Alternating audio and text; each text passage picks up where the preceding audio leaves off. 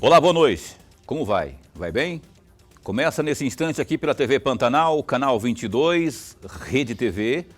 TV Pantanal, uma emissora do Grupo Gazeta de Comunicação, direção-geral Dorileu Leal. O Opinião hoje, terça, 28 de junho de 2022, tem aqui apostos já, mais uma vez, para nossa satisfação, a secretária de Estado de Meio Ambiente, Maureen Lazzaretti, com quem a gente vai, mais uma vez, esmiuçar as políticas do Estado em torno do nosso meio ambiente, em torno das nossas questões naturais, enfim, tudo aquilo que compreende a pasta do meio ambiente. A gente vai, pelo menos, tentar dar uma sintetizada aqui no Opinião desta noite, mais uma vez. O Lorenberg está aqui. Boa noite, caríssimo. Boa noite, Paulo Coelho, e um grande abraço, mas um grande abraço mesmo a todos os nossos telespectadores, a razão maior do nosso programa. Lorenberg, eu duvido que você saiba de cabeça o nome do seu novo livro, que é um romance que você outro dia apanhou aqui para falar, e se eu não dou um socorro para você, você não ia conseguir falar o nome do glorioso lançamento que está chegando aí, na verdade, nos próximos dias. Você sabe ou não sabe? Ele está me cobrando, viu? Porque eu prometi a ele que traria não, hoje o livro. Eu estou apelando a ver se é bom de memória mesmo. Pelas ondas do rio, do arroxo. Aí, tá vendo? Já errou, já. Ó, pelas ondas do Arroio Preto, em meio ao Café Avenida e ao Plátano. É isso mesmo? É isso mesmo. Vamos ver se você está falando certo. Meu 20º livro e o 10º romance. É o 10º romance do caríssimo Lorenberg Alves, professor Lorenberg. Ó, pelas ondas do Arroio Preto, em meio ao Café Avenida e o Plátano. Lorenberg Alves. Ele está me cobrando. Hoje eu prometi que ia trazer um livro para ele. Nem lembrava disso, eu nem lembrava. É porque eu estou mesmo que fazendo uma divulgação do trabalho, mais um trabalho do Lorenberg Alves. É o 20º livro do Lorenberg, o 10º romance, não é? Já estará em breve na Janina, disponível por lá, não é? A semana que vem já estará. Semana que vem já estará lá mais um romance desse romântico Lorenberg Alves. Então, ele falou aqui do pessoal que acompanha aqui a Opinião. Eu quero também agradecer a você que acompanha a gente pela internet, pelo www.gazetadigital.com.br e também pela página no Facebook da TV Pantanal. Maureen Lazzaretti, muito bom recebê-la aqui. Secretária, muito bom e obrigado mais uma vez por ter aceito ao nosso convite. Primeira pergunta é sobre o período estamos nessa questão da seca, não é? Como é que fica em relação às queimadas? O que tem de oficial em relação às queimadas para o ano de 2022? Quando que começa e quando que termina? Boa noite. Boa noite, Paulo. Boa noite, professor Lorenberg. É sempre uma alegria estar aqui com vocês. Boa noite a todos que nos assistem.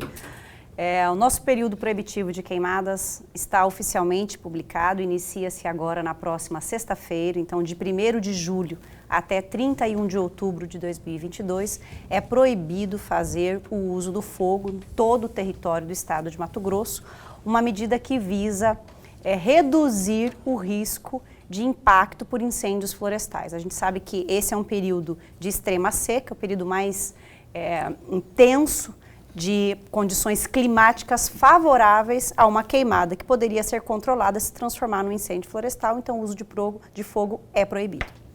Quais são as exceções nesse caso aí? Bom, as exceções são aquelas medidas fitossanitárias, mas elas precisarão ser autorizadas pelo órgão ambiental. Exceções também para ações preventivas, então a gente ainda faz aquelas medidas preventivas de queima controlada para evitar, mas isso tudo assistido pelo Corpo de Bombeiros, e pelo decreto federal também ainda há a exceção para a queimada promovida pelas comunidades indígenas e tradicionais. Que já segue uma legislação federal. Pelo decreto federal, exatamente. Professor. Secretário, antes de mais nada, registrar nossa alegria, mas a alegria mesmo de tê-la mais uma vez aqui. Se dependesse de nós, a senhora estaria aqui todo mês, no mínimo uma vez por mês. Porque falar sobre o meio ambiente é algo muito bom, é preciso que nós falemos isso todos os dias praticamente, E a senhora tem um conhecimento fantástico sobre a área e sobre o setor. Por falar nisso, secretária, em comemoração ao Dia Mundial do Meio Ambiente, lá em Barra do Garças, cidade do meu amigo aqui, no dia 5 de junho de 2012, a senhora na época era secretária adjunto da qualidade do meio ambiente. E a senhora fez uma palestra de abertura naquela oportunidade. A palestra, o título é O Licenciamento Ambiental como Instrumento de Política Nacional do Meio Ambiente. E aí eu tenho duas perguntas a respeito disso. A primeira delas, o licenciamento é sempre um instrumento de boa política ambiental ou não? A segunda questão, qual a característica a ser observada como uma boa política ambiental? Isso é de 2012. Ela era Você secretária lembra de uma adjunta. coisa de 10 anos atrás? Ela era secretária adjunta. Secretária de... Você lembra dessa história toda? Lembro, e o assunto ainda é muito atual. Em 2012, ele era um tema até novo, porque em dezembro, dia 8 de dezembro de 2011, foi publicada a lei que estabelece as competências ambientais, certo? E no ano de 2012, muito se discutiu sobre a repartição de competência entre estados, União e municípios para o licenciamento ambiental. A descentralização foi um instrumento que veio na legislação publicada, a legislação federal, a Lei Complementar 140, publicada em dezembro de 2011. Mas esse instrumento, na verdade, ele está lá na política nacional desde 1981. Qual é o objetivo do licenciamento? As pessoas às vezes confundem, professor. O que é o licenciamento? O licenciamento é um mecanismo através do qual você reduz impacto. Ele não vai inibir o impacto, ele não vai evitar impacto ao meio ambiente. O impacto acontece pela ação humana. Nós estamos alterando o meio ambiente quando a gente exerce uma atividade que pode ser potencialmente poluidora. O que o licenciamento traz são as melhores práticas para que aquele impacto seja reduzido e talvez até transformado em impacto positivo. Então ele continua sendo um instrumento mais eficaz para que a gente possa controlar o uso dos recursos naturais e até conduzir esse uso para uma boa prática. E vou lhe dizer, no mundo não há instrumento melhor que o licenciamento ambiental e nós sempre discutimos isso em todos os encontros internacionais. Países do mundo não têm, países desenvolvidos não têm licenciamento ambiental. E hoje discutem os efeitos negativos, por exemplo, da exploração de carvão, da produção de energia que não é uma energia limpa. Tudo isso poderia ser discutido e trabalhado dentro do licenciamento. Então, eu defendo o licenciamento. Agora, nos últimos anos, o licenciamento ele passa por aqueles problemas administrativos. O licenciamento que demora demais, eu não concordo com essa ou outra disposição que está no licenciamento. Mas ele é um instrumento, se conduzido da forma como o princípio básico para o qual ele foi criado, um dos mecanismos mais modernos para se controlar o uso do recurso natural. Ele não vai evitar que o impacto aconteça, mas o impacto que acontecer é aquele impacto que o custo-benefício ele acaba sendo absorvido pelo desenvolvimento econômico, social da própria ação humana. Então, o que é uma política eficiente? É eu ter o uso do recurso natural controlado, mitigado o seu impacto negativo por um instrumento que é o licenciamento. E nós temos que discutir o licenciamento. Qual é o esforço do poder público para ele não ficar tramitando lá 10 anos, 20 anos, quando acontecia no passado?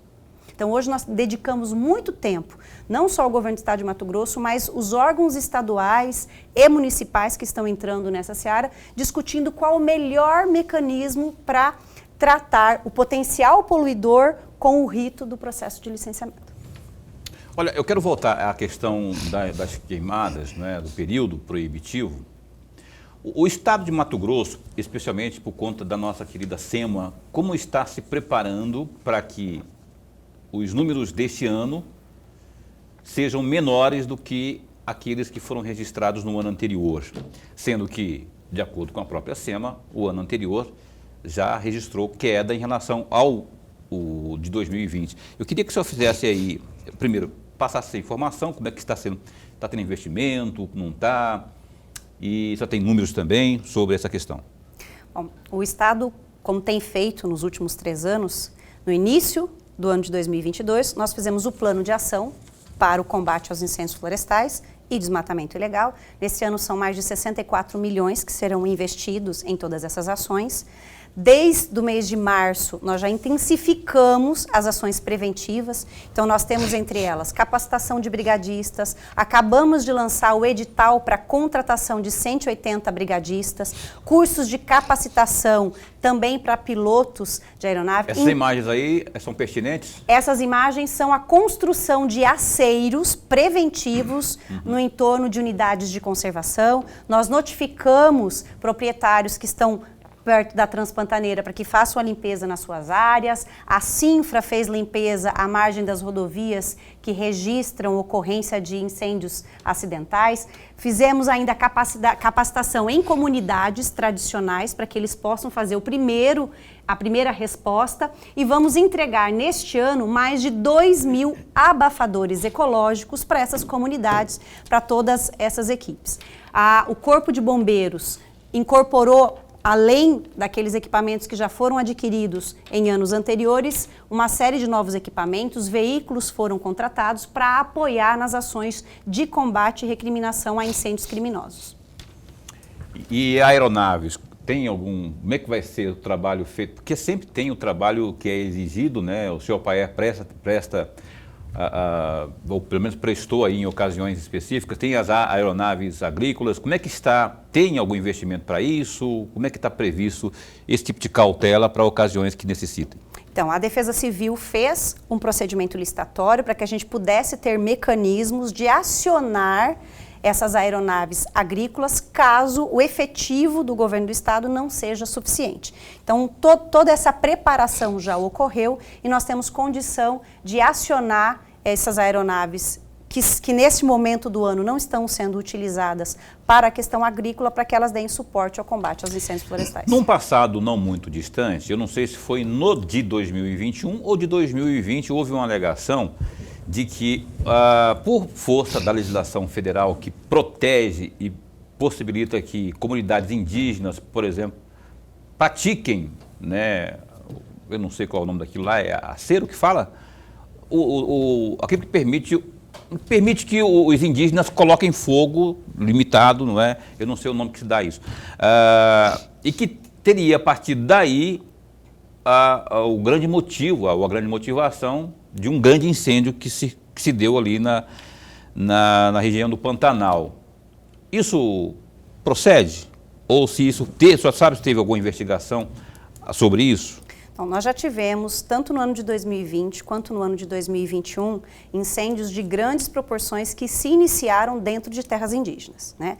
Existem duas situações que podem explicar. Os indígenas fazem caça com o uso do fogo, é algo tradicional dos indígenas, e também fazem a queima com o objetivo de fazer uma lavoura de subsistência. Tá? São duas práticas. Nós não temos como precisar quais das duas foi a causa ou se a causa foi uma outra justificativa, mas constatado por acompanhamento das imagens de satélite que dão suporte às perícias do Corpo de Bombeiro e da própria Politec, que houveram tanto na terra indígena Tadarimanda, em Rondonópolis, quanto no Pantanal, eventos de grandes proporções que se iniciaram no interior de terra indígena. Professor. Secretária, tem uma cobrança aqui do deputado do PT, Barranco, que fez, mas muito clara, no dia 18 de maio deste ano. Ele diz o seguinte, entre aspas, a SEMA assumiu a responsabilidade de elaborar o Sistema Mato-Grossense de Cadastro Ambiental Rural, SINCAR, né? Há 4 anos e até agora nada apresentou. Fecham aspas. E aí vem a minha pergunta. A cobrança do deputado Barranco tem sentido? Tem procedência? Se tem, secretária, qual é a dificuldade para se elaborar esse sistema mato-grossense de cadastro ambiental rural? Professor, me causa uma estranheza absurda. Vou só lhe dar uma informação que contradiz o que foi colocado pelo deputado Barranco. O Código Florestal completou 10 anos, agora, em maio de 2022. E o Serviço Florestal Brasileiro publicou um balanço da performance do CAR no país. O estado de Mato Grosso é o estado com a melhor performance na análise e validação do CAR do país. Disparadamente o melhor estado. Então, não consigo entender qual é essa cobrança. O sistema matogrossense de CAR existe desde 2017. O que deve estar se referindo o deputado Barranco é um módulo específico que visa melhorar a análise de assentamentos rurais, que não existe a nível nacional e não existiu nem tentativa de se fazer há 10 anos que o código existe. O Estado se propôs a elaborar, nós fizemos um trabalho junto com o INCRA, com o Intermat, com o Ministério Público Federal para criar o que a gente chama das regras de negócio. Isso foi finalizado com a participação de todas essas entidades no ano passado e o sistema está em desenvolvimento e deve ser entregue até julho de 2022, o primeiro do país. Então, eu não entendi a crítica do deputado. Ok. Maureen Nazareth, eu não vou aprofundar muito no próximo assunto, mas eu queria só saber, do ponto de vista do meio ambiente, da Secretaria de Meio Ambiente, tem no Supremo Tribunal Federal a tramitação de um polêmico projeto que é vou ter que marco temporal. Muito a ver com a questão fundiária, mas eu queria ver do ponto de vista do meio ambiente se o ministro Luiz Fux tirou de pauta, não está tramitando neste momento, mas pode voltar. Se isso for aprovado, Mato Grosso, por ter esse contingente muito grande, não é, de áreas indígenas, do ponto de vista ambiental, isso interferiria em quê? O marco temporário da regularização fundiária? Porque abrangeria muitas áreas indígenas, né? Não necessariamente áreas indígenas. Nós temos áreas devolutas da União, né, que entrariam, que é esse processo de regularização fundiária. Exatamente. Né? A gente tem, obviamente, uma boa parcela do desmatamento ilegal que ele acontece nessas áreas que a gente chama de não destinadas, né? Que são áreas que estão lá, são vazios, que não são de ninguém e que acabam ficando vulneráveis à atuação daqueles que querem entrar na área, marcar posse para depois tentar fazer uma regularização. A destinação de áreas, ela beneficia do ponto de vista ambiental o controle do uso dessas áreas, porque eu sabendo quem é o proprietário, quem efetivamente tem que cuidar, a gente pode chamar a responsabilidade. E isso acontece nos 9 estados da Amazônia Legal. No Fórum dos Secretários, esse é um item muito discutido e questionado, porque estados como o Pará e o Amazonas, hoje, primeiro e segundo lugar no desmatamento ilegal no país, eles têm problemas muito crônicos em relação a áreas devolutas da União e até áreas que não tiveram destinação. A regularização fundiária é um passo importante, inclusive, para controlar o desmatamento ilegal. Agora, os termos em que ela está sendo proposta, que eu acho que talvez tenha que ser discutido, amadurecido, para que eles também não possam causar impacto ao meio ambiente. Um dos itens que se questiona na legislação é permitir que novos desmates sejam considerados como posse legítima ou uma ocupação legítima a permitir a regularização. Há uma tendência de se estabelecer um marco temporal para essa posse, para que não haja novas invasões agora, após o marco da regularização fundiária acontecer, para que isso ocorra.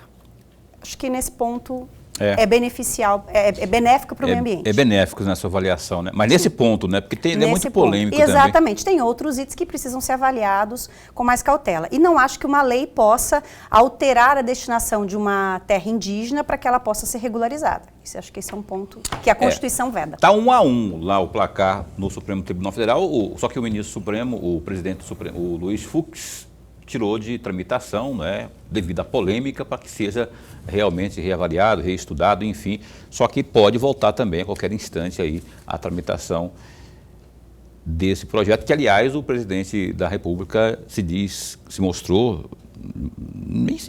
ele já foi muito enfático em dizer que isso causaria um grande dano ao país. Olha só, o Opinião vai dar um tempo só para o intervalo comercial e volta já já com mais Maureen Nazareth, secretária de Estado de Meio Ambiente, ao vivo aqui na TV Pantanal. Um instante só. Bem, estamos aqui mais uma vez, não é, retomando aqui a entrevista com a Maureen Nazareth, a secretária de Estado de Meio Ambiente. A Maureen já veio aqui, quantas vezes? O Lorenberg conta, ele conta tudo aqui. Ele sabe quanto que veio um, quanto que veio outro, quanto que não veio. Eu sei que a Maureen Nazareth já perdemos as contas, né? 7 vezes. Eu também não sabia não, professor. 7 vezes? Mas ao longo dos 2 anos, né? Ao longo de 7 já, hein? Ah, se eu soubesse disso, não... Claro que eu teria, porque sempre é um prazer tê-lo aqui, porque a gente sempre tem informações novas da nossa SEMA. Olha, antes, porém, de seguirmos aqui, vamos aos destaques do www.gazetadigital.com.br. Olha, Mato Grosso registrou 3 novas mortes e 2.295 contágios pela Covid-19 nas últimas 24 horas. Os dados constam aí do painel do coronavírus, esse painel que é alimentado aí diariamente pela Secretaria de Estado de Saúde.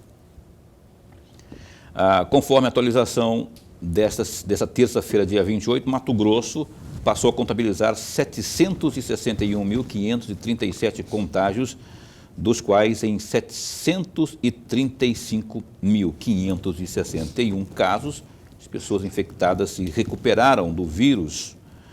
Contudo, outras 14.987, infelizmente, aí não resistiram às complicações da Covid. Além disso, há 10.293 pessoas em isolamento domiciliar, enquanto 427 cidadãos mato-grossenses estão acometidos e estão internados. A taxa de ocupação das unidades de terapia intensiva é de 77,53%, enquanto o mesmo número, no caso, não é relativo às enfermarias, é de 19%. Olha só, o Ministério Público Estadual, aqui de Mato Grosso, através da Procuradoria-Geral de Justiça do Estado, instaurou, na última segunda-feira, dia 27, uma notícia de fato para apurar o uso de R$450 mil oriundos de emenda parlamentar que foram empregados na realização do reality show Casa Digital. De acordo com o Ministério Público, o órgão foi oficiado na sexta 22 pelo deputado estadual Eduardo Botelho, do União Brasil, solicitando que a Procuradoria investigue a destinação de recursos de emendas parlamentares de sua autoria no valor de R$450 mil à realização do reality direcionado a influencers e também blogueiros. Ainda na segunda, Botelho disse estar envergonhado de ter sido ludibriado. Aspas para o Botelho, o objetivo não era esse, o objetivo era treinar mais de 1.000 pessoas para ensinar eles a levarem a beleza de Mato Grosso, a publicar o turismo, a gastronomia. Era esse o intuito, fecha aspas, afirmou o presidente da Assembleia Legislativa de Mato Grosso.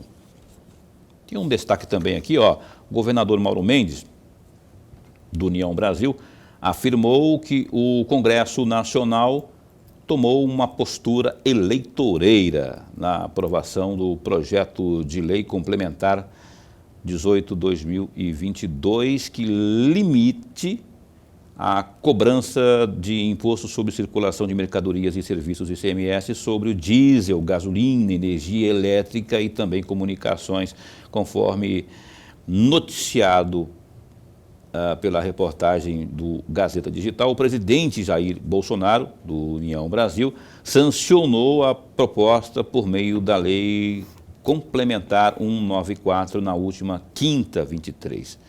Nesta segunda-feira 27, ao falar sobre o tema, o governador afirmou que a medida foi aprovada no, aspas, corre-corre pelo Congresso. Aspas de novo para o Mauro. Não é um problema simples em que você tenha uma solução milagrosa, como a Câmara tentou construir no corre-corre de última hora, fecha aspas, disparou o chefe do Executivo Estadual sobre a postura do Congresso Nacional. Mais aspas aqui para o Mauro Mendes.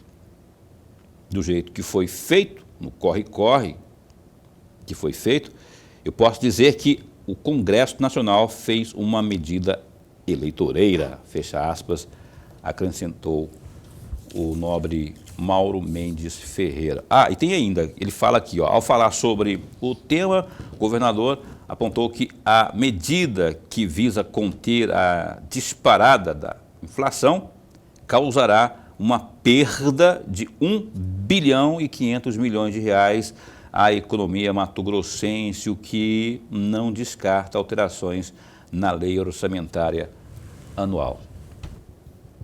Você vê que eu toquei nesse assunto ontem aqui com o Wellington Fagundes, senador que esteve aqui nos dando uma entrevista ontem em Lorenberg, e ele meio que ficou em cima do muro. Porque eu perguntei se não seria temerário o Mauro cutucar isso, né? Porque ele está criticando aqui algo que, em tese, traria redução ao valor dos combustíveis, por exemplo, não é? E se não seria temerário também ele comprar essa briga com o Bolsonaro, já que Bolsonaro é o cabo eleitoral, aí, é o garoto propaganda dessa decisão aí, dessa medida que traria, em tese, aí, a redução. O que você acha disso aí? Paulo, olha, eu vou concordar em gênero, número e grau com o governador do estado, Mauro Mendes. E vou explicar por que eu vou concordar com ele. Porque essa não é a matéria do legislativo, essa é a matéria do executivo. É matéria do executivo, é só o executivo, cabe ao executivo fazer isso. Não é matéria do legislativo. E aí o governador Mauro Mendes tem razão quando se trata de uma matéria eleitoreira, e de fato o é. E vou mais ainda além. Ela não irá resolver o problemão que existe. Por uma razão muito simples, amigo. Vou fazer um cálculo direitinho. A gasolina em São Paulo custa R$ 6,97. Com a redução, cai para R$ 6,50. Só que tem um problema. O barril custa $100. Tem a guerra lá na Europa, que a Rússia invadiu a Ucrânia. Tem uma série de outros problemas que vão levar a Petrobras a aumentar. E aí o bolso da pessoa que vai lá no posto não vai sentir essa redução. Simples assim. Tá aí, portanto, esse é o assunto do momento, não se fala em outra coisa senão nessa possibilidade. Eu acho que tem que abraçar a causa, ainda que devamos considerar, não percamos de vista que o governador do estado, o governo do estado, logo no começo desse ano aí, conseguiu publicar aí, não é, depois de passar pelo parlamento aí, uma redução não só nos combustíveis, na energia elétrica, também nas comunicações. Só que tem mais esse teto agora, né? Tem essa lei agora dos 17%. E, de todo modo, o que o Lorenberg falou faz todo sentido, só que tem um processo eleitoral pela frente, meu caro. Aí você vai ter dois grupos de governadores. Aqueles governadores que vão para a reeleição, tá louco para atrair o voto do eleitor, ele não vai tomar nenhuma medida agora. Mas tem um outro grupo de governadores, já a lista é de 12 ou 13 governadores, que deverão judicializar a matéria. Verdade. Olha só, opinião de hoje, entrevista aqui a Maureen Nazareth, que é a secretária de Estado de Meio Ambiente. Secretária, o Estado vem ao longo de todos os tempos, especialmente agora, por conta, nesse governo, queria que a senhora falasse sobre ele, que é nele que a senhora está inserida, a sua secretaria vem aplicando multas ano após ano. A gente já sentiu o cheiro desse dinheiro já que foi aplicado? As pessoas que cometeram ilegalidades, que foram multadas, já pagaram e se pagaram com todo o processo recursal, esse dinheiro já caiu nos cofres do Estado? Obviamente que esse é um problema crônico, né, de todos os estados brasileiros, do próprio governo federal. Não só das multas ambientais, mas das multas aplicadas de um modo geral, tanto fiscais, do Detran. No caso das multas ambientais, quando nós recebemos a secretaria, nós fizemos um diagnóstico. A nossa arrecadação fora de programas como Regularize era muito baixa. Então, nós fizemos um estudo, um diagnóstico de quais ações deveriam ser implementadas para que esse cenário de responsabilização ambiental pudesse ser melhorado. E uma série de ações foram implementadas nesses 3 anos e meio, que eu vou elencá-las muito rapidamente. Primeiro, o julgamento dos processos. Tinham mais de 14 mil processos represados, alguns com mais de 10 anos da data de lavratura do auto de infração e prescritos. Assunto que, inclusive, foi polêmica na última semana. Além de processos que não eram julgados, nós tínhamos ainda uma tramitação totalmente física, difícil de ser controlada, e ao mesmo tempo ainda com algumas falhas na elaboração. Então, nós melhoramos a fiscalização, padronizamos procedimentos, contratamos a Planet, que permitiu que o Estado melhorasse a autuação. Muitas infrações nem eram autuadas. E, para finalizar, implementamos a conciliação ambiental como um mecanismo para apoiar a cobrança formal. Se não houver conciliação e não houver o pagamento voluntário com a cobrança após a finalização do julgamento dos autos de infração, esse processo é imediatamente inscrito em dívida ativa, promovida a execução fiscal e também inscrito nos órgãos de proteção do crédito. Com isso, nós melhoramos a arrecadação, não só a arrecadação ordinária, que é essa paga voluntariamente, como também nas conciliações. Foram quase 100 milhões de reais feitos em conciliação nesses últimos 3 anos. Pois é, mas eu continuo com a dúvida aqui, vai me desculpando aí, eu vou ter que insistir. Por exemplo, 2020, aquilo que foi aplicado em multas, considerando todo o trâmite que eu falei, recursal, já tem números de algo que já tem algo que eu falo, se é que você me entende, que tenha caído no nosso tesouro estadual? Outra coisa, já vou emendar uma outra pergunta aqui também. Sobre multas propriamente, houve prescrição ou não das multas nesta gestão, Mauro Mendes? Respondendo à primeira pergunta, as autuações mais recentes estão sendo julgadas. Nós estamos finalizando a análise de processos do ano de 2020. Então, as multas novas, elas tiveram pagamento de quem fez conciliação. Então, nós estamos falando de 100 milhões de reais. Porque a conciliação, 100 milhões de reais. Exatamente, certo? Já entrou já esse dinheiro? Já entrou no caixa, mas além da conciliação propriamente dita, ainda houve a obrigação de reparação de dano, tá? A correção daquela infração. Então, nós resolvemos 2 situações.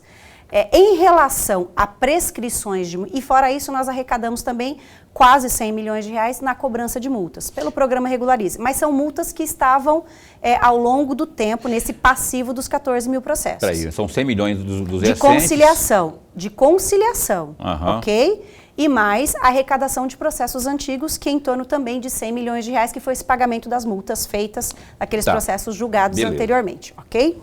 Em relação às prescrições, sim, as multas prescreveram. Como eu reportei aqui no início, eu recebi a Secretaria de Estado de Meio Ambiente com mais de 14 mil processos de passivo, processos que tinham desde 2 meses de lavratura de auto de infração até mais de 10 anos da lavratura de auto de infração. Inclusive, no relatório que subsidiou essa polêmica recente em relação ao tema, é muito simples, é só olhar o dado da data de lavratura do auto de infração. 2007, 2008, 2009, eram processos que estavam pendentes de julgamento quando nós assumimos a gestão. Nós julgamos, nesses 3 anos e meio de gestão, 18.018 processos na Secretaria de Estado de Meio Ambiente. 18 mil processos. A média de julgamento de análise era em torno de 2 mil processos por ano. 18 mil corresponde a quanto tempo? De quanto? De todo o período da nossa gestão. Então, não, eu sei, desde o primeiro ano então, né? Desde o primeiro ano, de janeiro de 2019 até... 18 mil. 18.018 processos foram julgados. Então, nós estamos falando de uma ampliação de produtividade em mais de 130% da melhor performance que existia em anos anteriores.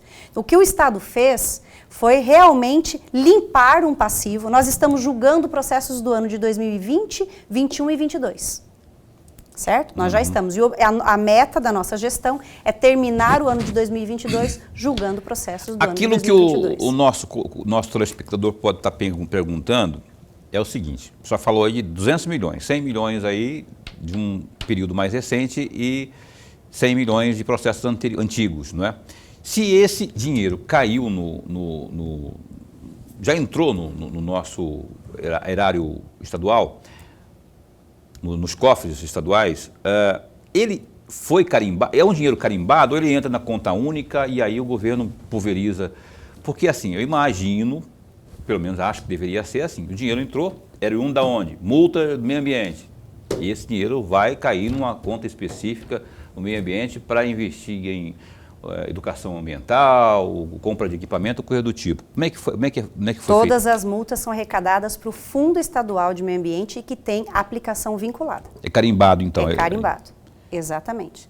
Tanto as conciliações quanto a arrecadação das multas propriamente dita, assim como as taxas que são cobradas para o licenciamento ambiental. Todos caem no Fundo Estadual de Meio Ambiente.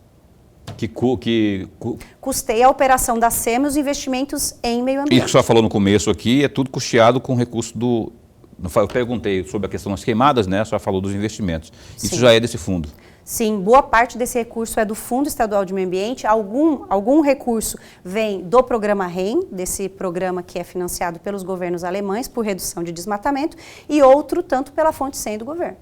Professor Lorenberg. Secretário, eu vou aproveitar uma parte da resposta que a senhora acabou de nos dar para trazer aqui um trecho de um artigo publicado pelo Congresso em Foco no dia 25 de abril deste ano, do jornalista Silvio Costa. O título do artigo não tem nada a ver, mas IBAMA, mais de 37 mil multas ambientais vai expirar em 2024. Mas o mais importante, eu trouxe isso só para a senhora, talvez a senhora já tenha lido esse texto. Tem um trecho aqui, aliás, dois, eu vou deixar um outro para outra pergunta. Mas esse primeiro trecho é exatamente o seguinte, entre aspas, os infratores percebem que o risco de punição tempestiva é baixo e, por isso, vale a pena dar continuidade à utilização indevida dos recursos ambientais. E eu gostaria muito de ouvir um comentário da senhora a respeito desse trecho. Eu queria que a caríssima Maureen Lazzaretti fizesse esse comentário sobre a punição tempestiva, mas após o intervalo comercial, que eu tenho que ir ali faturar e já, mas é muito rápido, a gente volta aqui com mais e último bloco com Maureen Lazzaretti, um instante só. Pois bem, a gente retoma o programa Opinião desta noite, aqui entrevistando a Maureen Lazzaretti. Maureen Lazzaretti, que é a secretária de Estado de Meio Ambiente. Maureen, que você está vendo aí, a Maureen está com um colar bonito hoje, né? Toda vez que ela vem aqui, vem com um colar diferente, bonito, tal. É o charme, né? Secretária, o caríssimo amigo aqui, que lançou um livro recentemente, um romance aí, perguntou algo sobre a punição tempestiva no bloco anterior. A senhora lembra exatamente da pergunta, senão ele tem que refazer. Por favor, então, que esteja à vontade. Eu agradeço, professor Lorenberg, pela pergunta, porque é exatamente essa percepção que foi traduzida nesse artigo que motivou no primeiro dia da nossa gestão, nós fazemos um diagnóstico da situação do Estado para que essa consciência equivocada do infrator de que ele não será punido e que esse processo vai prescrever, ou que esse processo vai perdurar por tanto tempo que compensa a impunidade, é que nos motivou a fazer um serviço que talvez seja muito difícil para o próprio IBAMA e para todos os estados brasileiros. Para você chegar a um estágio de eficiência no julgamento dos autos de infração, você tem que limpar esse passivo. E foi esse exercício que nós fizemos. Inclusive, a determinação do governador Mauro Mendes e o esforço que foi feito de gestão para aportar recursos, para estruturar a secretaria, mesmo no momento difícil de pandemia e de dificuldades financeiras, foi exatamente por entender que nós não iríamos conseguir reduzir os ilícitos no estado de Mato Grosso, reduzir o número de desmatamento ilegal, se o infrator não tivesse a certeza de que ele ia ser punido. E não é só julgar o processo num tempo razoável. Ele também tem que sentir que o equipamento dele, se ele utilizar no crime, vai ser apreendido, uma situação que a Secretaria de Estado de Meio Ambiente é a única no país que faz isso. O julgamento tem que acontecer e se ele não pagar, ele tem que sofrer as sanções. Porque assim eu prestigio quem faz corretamente. O IBAMA tem, esse é um dos artigos, mas nós temos diversos outros que mostram esse passivo que o IBAMA tem em processos que estão no estoque, vamos dizer. Da mesma forma que a gente tinha 14 mil, eles têm, e talvez até com mais de 10 anos de tramitação. E eu concordo plenamente com o artigo. Esse trabalho tem que ser feito. Nós fizemos. É difícil, porque a sociedade não entende. Então, nós passamos agora por uma matéria, na minha opinião, que não contribui para a percepção da sociedade sobre o trabalho que nós fizemos. Estou tendo que fazer um esforço aqui para mostrar para a sociedade que o que nós fizemos foi uma limpeza para que o Estado possa trabalhar de forma adequada. Mas alguém de coragem tem que fazer. E a senhora enfrenta resistência por conta disso? Eu não falo ameaça, mas existe um tipo de resistência, imagino. Eu não sou muito Pressão? vista pelos infratores, né? Pressão? Se a gente pensar, pressão não. E aí eu preciso registrar, muito obviamente, que existe uma orientação, desde o governador, vice-governador a todos, que não tenha tolerância à infração no estado de Mato Grosso, nem impunidade. Então, desde o nosso maior gestor até os nossos técnicos, todos trabalham sem maior receio. Mas este trabalho por si só gera uma dificuldade, como aconteceu agora com essas publicações. Eu perguntei pelo aspecto político, né? Se não existe pressão política nesse sentido aí, porque é uma coisa que envolve interesses dos mais diversos. Daí a minha pergunta. A senhora citou aí o IBAMA, e eu vou trocar um pouco de assunto. Tem uma portaria do IBAMA que diz respeito a uma qualidade de peixe, é uma das principais aqui do estado de Mato Grosso, mas é uma portaria que uns entendem como proibitiva, outros já dizem que não. Eu queria que você explicasse sobre essa portaria que diz respeito ao pintado. É proibição? O que é isso? O IBAMA atualizou a listas de espécies ameaçadas de extinção e também as vulneráveis no último dia 7 de junho. E ao publicar essa portaria, ele incluiu o pintado na lista de espécies da fauna aquática na condição de vulneráveis. Muitos, a partir dessa publicação, interpretaram que a pesca do pintado estaria proibida. Inclusive, houveram várias matérias, até a nível nacional, veiculando essa notícia. Mas não é essa a previsão contida nas portarias do IBAMA. A portaria estabelece que espécies vulneráveis, como é a nova classificação do pintado, elas só podem ser manejadas com base em manejos sustentáveis que dependem de uma regulamentação por parte do Ministério do Meio Ambiente. A portaria do IBAMA, ela tem um interstício para iniciar a validade de 90 dias. Então, a partir do dia 6 de setembro, entraria em vigor a condição de vulnerável para o pintado.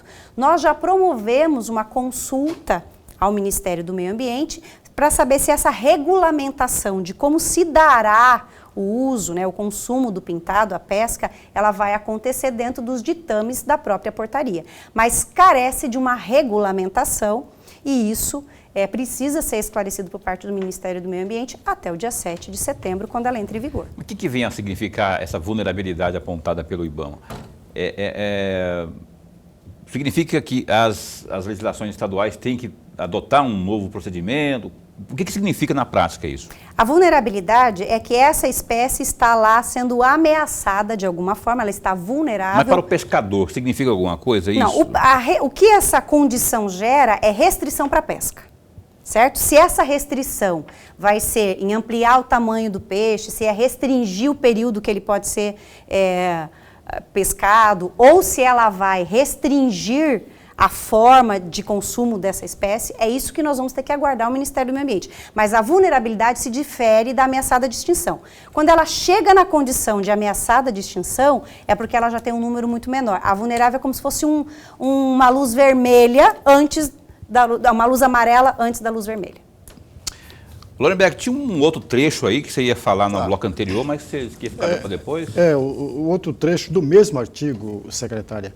Entre aspas, a função de fiscalização não se esgota na identificação do crime ambiental, nem na lavratura do auto de infração.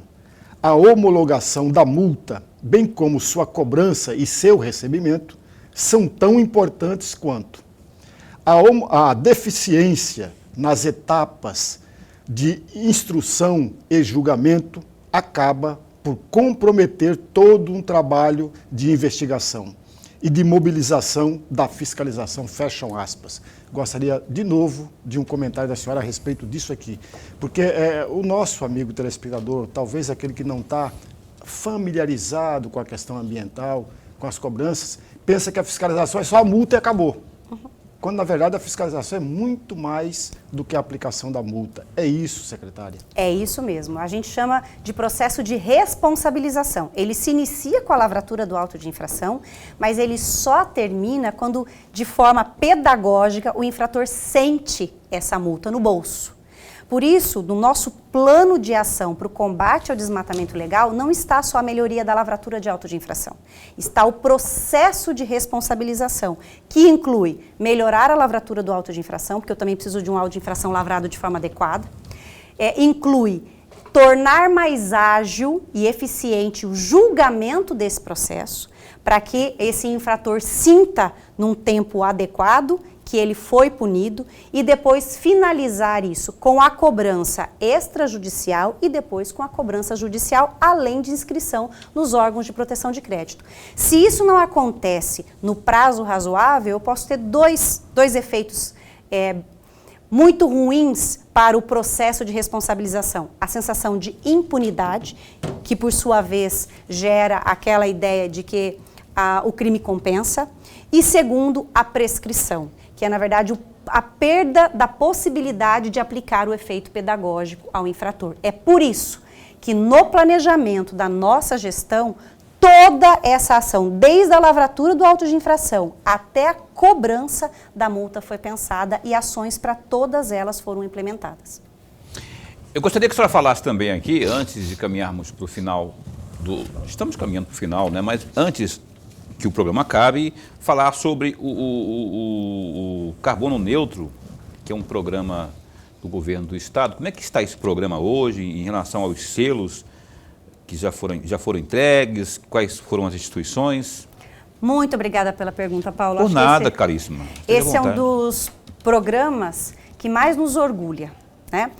O mundo criou, a partir da COP de 2025, a corrida para a descarbonização, né? O Race to Zero. Então, é uma corrida para os países do mundo para descarbonizar o seu processo produtivo.